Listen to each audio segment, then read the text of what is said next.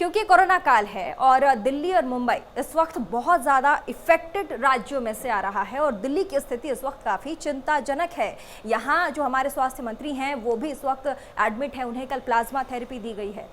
सबसे महत्वपूर्ण सवाल यहाँ ये कि दिल्ली में या पूरे देश में इस वक्त जो कोरोना से संक्रमित है, जिनके भी घरों में जो लोग कोरोना से संक्रमित है या होम क्वारंटीन में है, उनको इस वक्त क्या करना चाहिए, इस सूर्य ग्रहण में क्या करना चाहिए?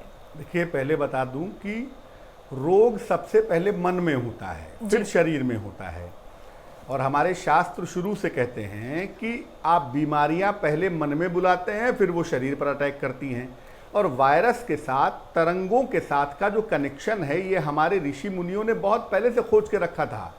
हमारी परंपरा कभी नहीं रही है कि किसी से मिलते समय हम हाथ मिलाएंगे। हम चरण स्पर्श करते हैं, नमस्कार करते हैं। क्यों? ताकि तरंगों का जो ट्रांसफॉर्मेशन है उस पर थोड़ा ध्यान दिया जाए। अब कोरोना आने की वजह से लोग ऑलरेडी हाथ मिलाना तो बंद कर ही चुके हैं। अब देखिए, कोरोना की तरंगों को अगर आपको रोकना है तो सबसे पहले अपने मन में इस भाव को मजबूत करना होगा कि मैं स्वस्थ हूँ, मैं ठीक हूँ, मुझे कोई बीमारी नहीं होगी, मुझे कोई समस्या नहीं होगी। ये भाव भी रखिए, सावधानी तो रखिए ही, हाथ धोइए, मास्क लगाइए, जो भी कर सकते हो करिए, लेकिन मन को भी मजबूत रखिए, तब आप इस बीमारी से बच सकेंगे। पहली बात।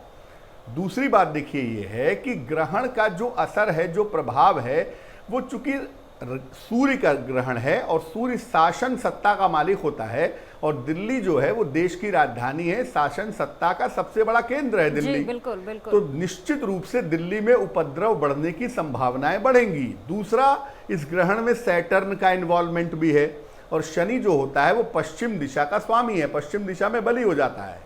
तो जो पश्चिम दिशा का पार्ट है, जैसे महाराष्ट्र और गुजरात के जो इलाके हैं वो, और जो राजधानियां हैं पूरे देश में, जैसे दिल्ली तो देश की राजधानी है, यूपी की राजधानी है लखनऊ, मध्य प्रदेश की भोपाल, तो जो राजधानियां हैं अलग अलग स्टेट्स की, वहां पर बहुत ध्यान देना होगा, पश्चिम दिशा पर बहुत ध्यान देना होगा। और दिल्ली तो राजनीति का केंद्र है, यहाँ पर तो बहुत ही ध्यान देना होगा।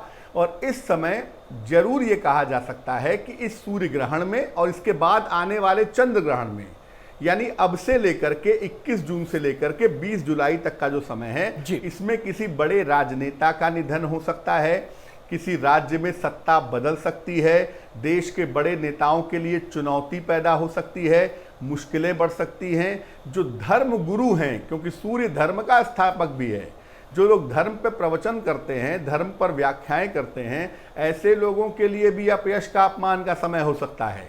तो थोड़ी सावधानी रखिए। खास तौर से जो लोग ऊंची कुर्सी पर बैठे हैं, आज जमीन पर बैठ करके ध्यान कर लीजिएगा, प्रार्थना कर लीजिएगा, ताकि किसी भी तरह के उतार चढ़ाव से और अपयश से बचे रहें।